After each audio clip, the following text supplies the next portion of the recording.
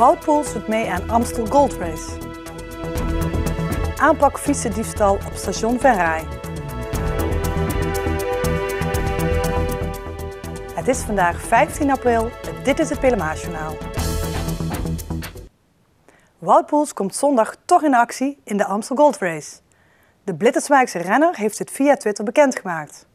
Morgen neemt hij deel aan de Brabantse Pijl. Wout Poels won vorige week de 4e etappe in de Ronde van het Baskenland. Het was zijn eerste overwinning in dienst van Omega Pharma Quickstep. Hij gaf na de Ronde van het Baskenland te kennen dat hij niet in actie zou komen in de Amstel Gold Race. Hij wilde zich voorbereiden op de Waalse Pijl, die 3 dagen later op de rol staat. Jaarlijks worden bij de stations aan de Maaslijn veel fietsen en bromfietsen gestolen. Daarom werd vandaag een tweede keer een informatiemarkt aanpak fietsendiefstal georganiseerd op station Venray.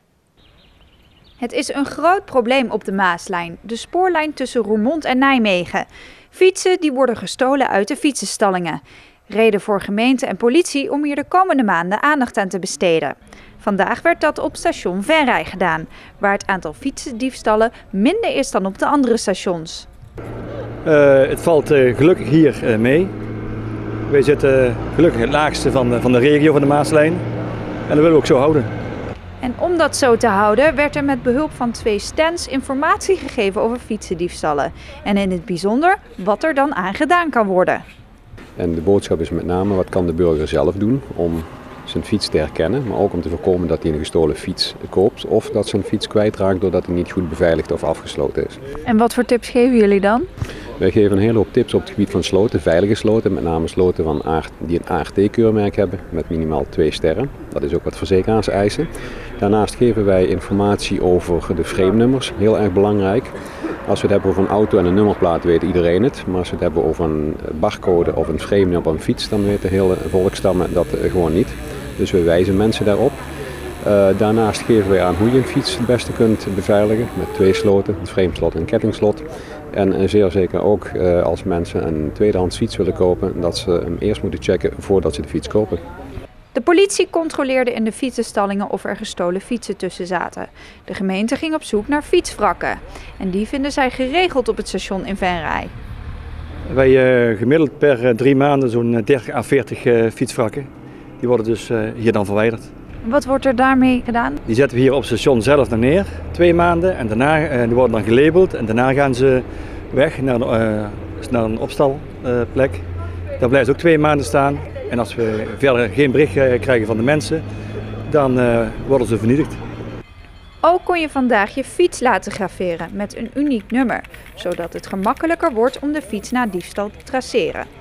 De informatiemarkt maakt onderdeel uit van de campagne Aanpak Fietsendiefstal. Onder andere Veolia, de gemeente en provincie Limburg werken hier aan mee.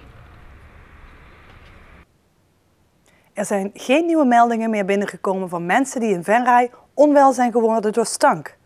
Ook is er geen vreemde geur meer waargenomen in de straten Kamperfoelie en Klaproos.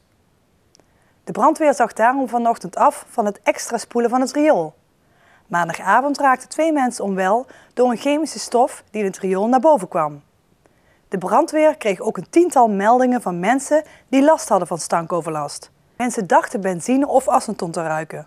Of het dat ook echt was, kan de brandweer niet bevestigen. De hoeveelheden waren te klein om te kunnen bepalen om wat voor soort stof het ging. CDA, D66 en Samenwerking zijn halverwege de onderhandelingen om te komen tot een nieuwe coalitie. Morgenavond vindt het 3e van de 5 formatiegesprekken plaats.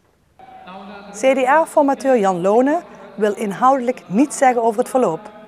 De vorige coalitie CDA-PVDA-Samenwerking had een ruime meerderheid van 18 van de 27 zetels. De beoogde coalitie heeft 3 zetels minder dan de vorige. Het CDA kan niet meer samen met 1 andere coalitiepartij een meerderheid vormen. D66 en Samenwerking zijn allebei nodig om een voorstel door de Raad te krijgen als de steun van de oppositie ontbreekt. Tot zover dit PLMA-journaal. Tips kunt u mailen naar de redactie. Deze uitzending wordt herhaald tot en met woensdag 6 uur 's avonds. Donderdag is er weer een nieuwsjournaal. Weer of geen weer, bij ons is het altijd vakantieweer. Aankomende nacht koelt het flink af. Het gaat licht vriezen. Morgen overdag is het stralend zonnig weer. Bij een zwakke wind wordt het 's middags zo'n 16 graden. Dankjewel voor het kijken en heel graag tot donderdag.